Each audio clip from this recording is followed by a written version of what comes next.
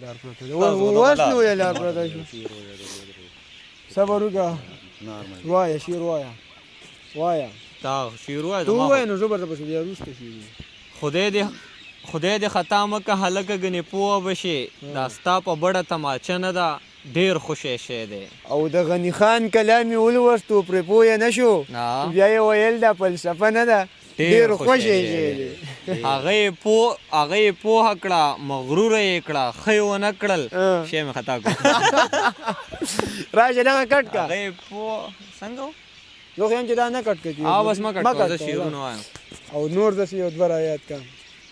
چې تا ته کم یاد دي ما د خو داسې ډېر شی یاد دي خو هغه به تا ته نه بس دغه بیا دغه کا کټ کا واو داسې بیا سې ځای نیسي که نه مینې له مې یار که تو خو ونه شو زړه تا له مې کار که تو خو ونه شو تا پسې مې ستا په وړو رڼو کې ځان له یو ریبار که تو خو ونه شو ما نشه د دې دپاره وکړله ما پکې خمار که تو خو ونه شو د خاندله دا نه خواندنه دا صبر دا به ډېر دي که نه بل وی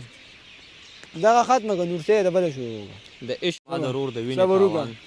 نیمګړی به و هر یو ارمان نه پوره کېدو غلط نه ویلي نیمګړی به و هر یو داستان نه نیمګړی به و هر یو داستان نه پوره کېدو په دې ښار کې له هېڅ چا ارمان نه پوره کېدو ما ځکه کړلو ماپ چې د دښمن په مال او مړي نه زما د رور د وینې تاوان نه پوره کېدو او شاهده په دې خیال مې بلا خلک ژوند ته راغله شاهده خو کمې د جانان نه پوره کېدو ډېره بس غرق پشي ښه زمانه لرې ګرځه زه ورځه زمانه لرې ګرځه اوس نصیحت په ما حسر نه کوي اوس یم نشه زمانه لرې ګرځه ډېر ښه دی د ژوند ډېرې مرحلې دي یو موقع کې به در یاد شم زه ډېر څه کې در سره وم چېرته څه کې به در یاد شم ډېر ښه ختم شو د ژوند تودو سړو را باندې ډېر څه زده کړي په دغه کتابچه کې هر یو پیج راته معلوم دی او شپېته کاله ژوندون خو څه وړه تجربه نه ده د هر سړي د مینې پرسنټیج راته معلوم دی ډېر ښه دی نور هم ویمه دواړه که یو نه شو نو چېرته به ځو چاله به ځو ځان له ځای ګورو جړاله به ځو بس ته یې زغم مه کوو نور ټول انتظام مې کړی ته خپله غاړه غوټه وتړه بېګاله به ځو ډېر ښه دی ارمان صاحب یو د به زما نوم والي بل به ووایي ها ستاسو پوره څه نوم دی نورسید नहीं था बहुबर बात का बोला टिकटॉक नहीं मत तो वाली नजोस रवलाल नहीं मां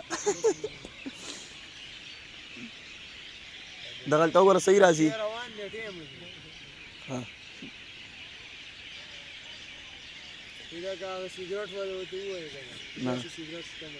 نورسید ته دغه دوه شعر ډالۍ وي چې ته چېرته اوسې لیونی در پسې یم یاره ځان به آخر وژنم چې داسې سګرټ څکمه یاره او څه په خندا یې راته وویل چې بل مې یار کو څه په خندا یې راته وویل تا پرېږدمه یاره ډېر ښه دی ارمان ښکلیه زه په څه درله نازونه وړم ماله ستا د پلار د کوره نه راځي مونږ ځان له خپله مزدوري کوو مونږ د سرکار د کوره نه راځي ای های ډېر